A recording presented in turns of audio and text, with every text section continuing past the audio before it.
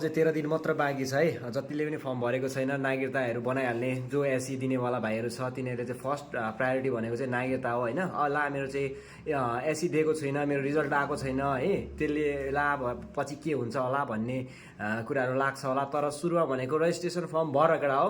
Registration form भर्दाखेरि पैसा लागेन, तिमीहरूको 1 रुपियाँ पैसा लागेन, हामी फर्म भरिदिरहेको हुन्छौँ है।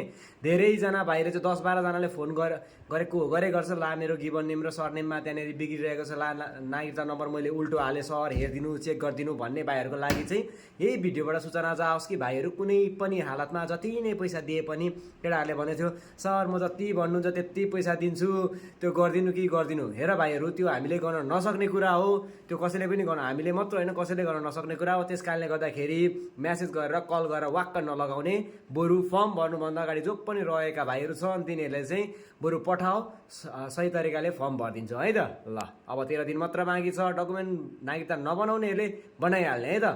रिजल्ट एसीको आउला पर्खेर नबस्ने, नागरिकता चाहिँ बनाएर पठाइहाल्ने। ल